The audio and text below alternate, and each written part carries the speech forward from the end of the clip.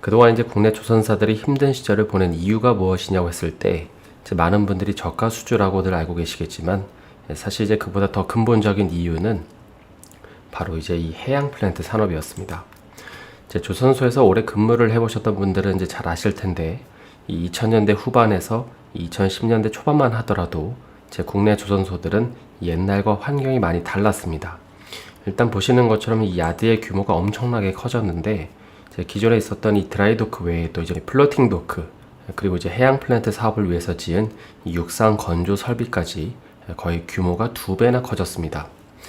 그런데 이제 이거는 조선소의 모습이고 이제 가외로 이제 조선소 주변을 보면 이제 프리미엄 아파트들이 질비하게 들어서기도 했는데 이제 실제로 어떤 사람들은 거제나 울산 근처에 아파트를 구입을 해서 이제 임대 사업에 뛰어든 분들도 이제 많이 있었다고 합니다. 왜냐하면 이제 조선소에 일하러 온 사람들 중에 이제 거주지가 필요했던 사람들이 많았기 때문인데, 그러니까 인원 자체도 뭐 1, 20명 이런 게 아니라 이제 적게는 수백에서 이제 많게는 수천 명에 달하는 사람들이 이제 필요했기 때문이죠. 그러니까 이제 이 당시에 조선사를 다닌다는 거는 이 높은 연봉을 받는 것에 더해서 이제 임대 사업도 하는 사람의 경우에는 이 부가 수입도 벌 수 있었던 이제 그런 곳이었던 것이죠. 그래서 이제 2000년대 그리고 이제 2010년대 초반의 조선소 분위기를 이 한 문장으로 요약을 해보라고 하면 바로 이제 이 기사의 제목처럼 강아지도 만원권을 물고 다닐 정도로 초호황 산업이었다는 걸 우리가 알 수 있습니다. 그럼 이제 당시 이 국내 조선업은 어떻게 이런 초호화 사이클을 이제 누릴 수 있었던 걸까요? 바로 이제 단순한 어떤 선박 사업 중심에서 이제 설비와 인력이 막대하게 투입이 되는 이 해양 플랜트 사업 중심으로 옮겨갔기 때문이죠. 특히 이제 이 시기는 그 중국을 중심으로 최근 이제 다시 부각되고 있는 이 브릭스 국가들의 성장 규모가 이제 폭발적으로 이제 성장을 하고 있던 시기였죠.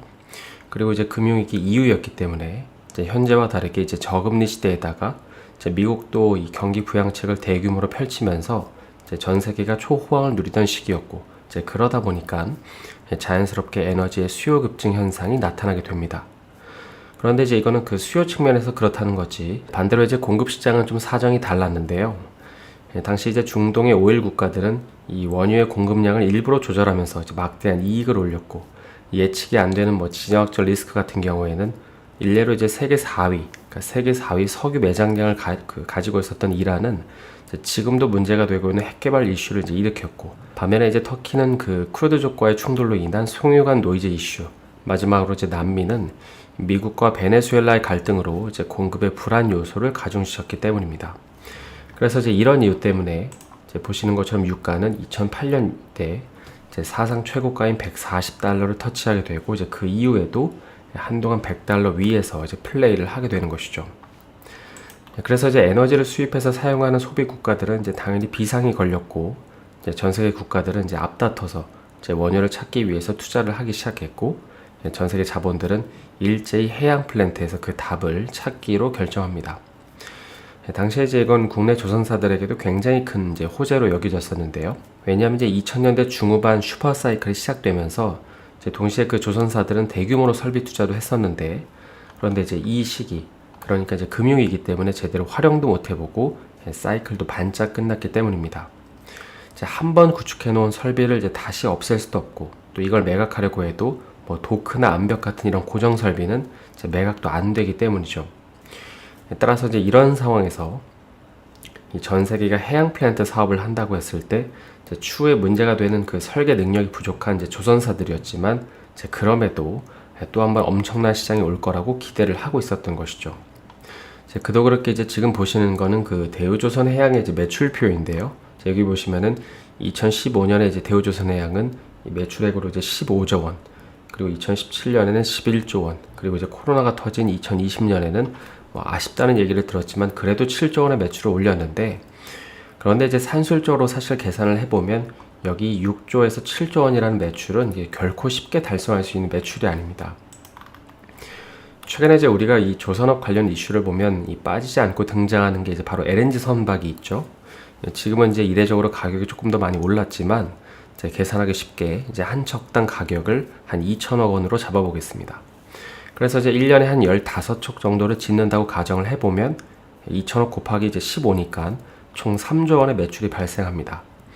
그리고 이제 여기에 더해서 대형 컨테이너선이 한 척당 이제 이때 당시에 1,500억 정도 했으니까 이제 이걸 10척을 건조하면 1조 5천억 원이고, 그리고 이제 1,000억 원 정도 하는 VLCC 또 10척을 지으면 또 1조 원입니다. 그래서 이제 이런 식으로 돈이 되는 고부가 가치 선박만 1년에 35척을 건조를 하면 이제 1년에 올릴 수 있는 매출은 약 5.5조 원, 그러니까 5조 5천억 원 정도가 되는 것이죠. 그러니까 그래도 이제 6조 원이 안 되는 거죠. 그래서 이제 여기다가 곁가지로 뭐 LPG선이나 뭐 셔틀탱커 같은 이제 중형이지만 선가가 비싼 선박을 한 4척에서 5척만 더 건조를 해야만 이제 겨우 6조 원이 넘는 것입니다. 그런데 이제 해양 플랜트 산업은 다른데요. 물론 이제 스펙에 따라서 뭐 천차만별이긴 하지만 이 드레십 같은 경우 이제 한 기당 여기 이제 5천억 정도 이제 하고 있고요. 그리고 이제 심해 개발용인 이 FPSO 같은 경우에는 프로젝트당 이제 1조 원이 넘고 더 큰 프로젝트는 2조 원에서 3조 원이 넘어가는 경우도 있었습니다. 그러니까 이제 이렇게 1년에 시추장비 몇 기, 그리고 이제 대형 생산 설비 몇 개 프로젝트만 동시에 진행해도 이제 해양 산업 규모만으로도 이 조선 산업 전체 매출 규모를 넘어서게 되는 것이죠. 그리고 이제 이렇게 되면 이제 조선사들의 매출이 10조 원이 넘어가는 것은 그렇게 어렵지 않게 됩니다. 그러니까 당시 이제 국내 대형 조선사들이 왜 그렇게 무리해서라도 이 해양 플랜트 사업에 뛰어들었는지 이해가 되시지 않나요? 그런데 이제 이러한 꿈은 결국 허상으로 바뀌고 마는데 이제 그 이유는 바로 이제 우리가 잘 아는 것처럼 미국의 셰일가스 혁명 때문입니다. 2010년에 이제 중반에 세계 에너지 시장에서 가장 핫한 이슈 중에 하나라고 하면 바로 이제 단연 셰일가스의 등장인데, 이제 이 사건 발생 이후에 미국은 사우디를 누르고 세계 최대 이제 산유국이 되죠. 그러니까 지금 이제 셰일가스 등장 이전에 이제 전 세계 자본은 기름을 찾으려고 혈안이 되어 있었는데, 그런데 갑자기 미국은 이제 본인들 국가만 100년을 써도 다 사용할 수 없는 이 셰일가스를 확보를 하게 되는 것입니다. 그럼 이제 이로 인해서 누가 가장 타격을 받게 될까요? 일단 이제 산유국들이 가장 타격을 받기 때문에 이제 가장 먼저 움직이기 시작하는데, 대표적인 일환으로 이제 당시 사우디를 필두로 한 이 오펙은 전 세계 이제 오일 공급을 엄청나게 늘리면서 유가를 하락시키게 됩니다. 당시 이제 셰일가스는 뭐 지금도 그렇지만 최소 배럴당 한 60에서 70불 정도 받아야 채산성이 맞는데, 이제 그 이하로 끌어내리면서 미국 셰일 기업들을 이제 파산시키려고 했던 것이죠. 그래서 이제 유가가 급락을 하게 되자 이제 해양 플랜트 사업으로 이제 탈바꿈을 하고 있던 국내 조선사들은 이제 어떻게 됐을까요? 이제 크게 두 가지 이유 때문에 큰 손실을 기록하는데요. 그 나머지 얘기는 내일 계속해서 살펴보겠습니다. 먼저 이제 지난 2015년 가을에 조선일보는 이제 조선 3사와 관련해서 이런 제목의 기사를 보도를 하는데요. 이 조선 3사의 해양 플랜트 관련 이제 누적 손실이 무려 이제 10조 원을 넘을 것이라는 이제 그런 내용이었습니다. 그럼 이제 도대체 해양 플랜트 사업을 이제 어떻게 말아먹었길래 이제 사업에 참여한 지 몇 년 되지도 않아서 이제 이런 천문학적인 손실을 보게 된 걸까요? 이제 먼저 첫 번째는 바로 이제 설계 능력이 부족했기 때문입니다. 일반적으로 이제 해양 플랜트, 특히 이제 심해나 이 극한의 해상 환경의 프로젝트들은 이제 한국 조선사들이 쉽게 확보하기 어려운 기술이나 경험이 요구됩니다. 일례로 이제 1800년대 미국의 이제 펜실베니아주의 에드윈 드레이크라는 사람은 수직 굴착 시축이라는 걸 이제 발명을 했는데, 이제 그 이후로도 미국은 유럽과 에너지 개발 정책과 또 이제 금융 지원을 바탕으로 탐사와 시추, 그리고 이제 생산 분야의 기술과 경험을 이제 오랜 기간 쌓아왔습니다. 이제 이거는 그 간단하게 입증이 가능한 게, 실제로 이제 조선 산업이 주도권이 한중일한테 넘어왔을 때에도 이제 그 근간이 되는 엔지니어링, 그리고 이제 설계 핵심 부품은 이제 미국과 유럽에서 계속 주도해 왔기 때문입니다. 따라서 이제 만약 한국이 정말로 선박 건조 분야에 더해서 이 해양 플랜트 사업까지 가지고 오고 싶었으면 이제 관련 회사를 뭐 M&A를 하거나 뭐 지분 투자 혹은 이제 인수를 통해서 기술이나 노하우를 가져왔어야 됐는데, 이제 그런 것도 없었고, 이제 국가 차원에서 국내 업체가 주도적으로 경험을 쌓을 수 있는 이 수주 지원이라도 있었음에도 불구하고 이제 그런 것도 없었던 것이죠. 이제 이번에야 사실 이 카타르 수주와 관련해서 정부가 이제 수주 지원을 요청하긴 했지만 당시엔 이제 그런 게 없었다는 것입니다. 이제 그러다 보니까는 결국에 넘을 수 없는 진입 장벽은 점점 더 견고해졌고, 이제 이게 결국에 이제 손실로 연결된 것입니다. 그런데 이제 사실 이거는 그 표면상으로만 드러난 어떤 하나의 부분일 뿐이지, 당시 이제 조선사들이 이 해양 플랜트 사업에서 망한 진짜 이유는 따로 있었는데요. 이제 그건 역설적이게도 이 현재 이 조선업을 지금의 위치로 만들었던 바로 임자 해봤어 라는 이 지나친 그 자신감 때문이었습니다. 이 조선업에는 이제 일괄 지불 방식 계약 구조라는 게 있는데요. 이제 이게 뭐냐면 이 계약서에 합의된 확정 금액 이상의 모든 추가 비용은 조선소가 책임진다는 그런 내용의 계약입니다. 그러니까 이제 해양 플랜트 사업에서 특히 설계, 조달, 생산, 그러니까 이런 이제 모두를 책임지는 EPC 계약에서 그러니까 손실이 무한정으로 늘어날 수 있는 이 리스크가 있는 계약에서 이제 국내 조선사들이 그러한 손실을 모두 떠안고도 수주를 한 것이죠. 근데 이제 이게 가능했던 이유는 이제 이 당시에는 해양 플랜트는 원래 그렇게 계약을 하는 거고 처음에 계약은 이제 그렇게 되어 있어도 이제 나중에는 협상을 통해서 이 체인지 오더로 다 받아낼 수 있을 겁니다. 이 바닥이 원래 그렇습니다. 라는 이제 이런 견해가 팽배했기 때문입니다. 그러니까 이제 국내 조선사 입장에서는 일단 수주를 해서 매출을 내는 게 중요하기 때문에 자잘한 부분은 우리가 일단 다 책임진다고 하고 나중에 이제 한 번에 일괄적으로 청구를 해서 다 받아내겠다는 이제 그런 이제 셈법이었던 것이죠. 그럼 이제 현실은 어떻게 됐을까요? 일단 이제 유가가 폭락을 하니까 이제 해양 프로젝트 사업들이 이제 하나둘씩 정리가 되면서 전체적으로 원가를 절감해야 되는 이제 그런 필요가 생겼고요. 그리고 이제 여기서 문제는 이 매크로를 예측하려고 했다는 건데, 그러니까 지금 유가의 하락은 일시적인 거니까 조금만 공사를 천천히 하다 보면 이제 그 이후에 이제 다시금 유가가 회복될 수 있다라고 이제 그렇게 생각을 했던 것입니다. 그러니까 2015년 이 당시에 이제 그런 생각을 했던 건데 이제 굉장히 성급한 판단이었던 것이죠. 뿐만 아니라 이제 이 당시 그 해양 플랜트 사업에는 퓨어한 사업자들만 있었던 게 아니었는데요.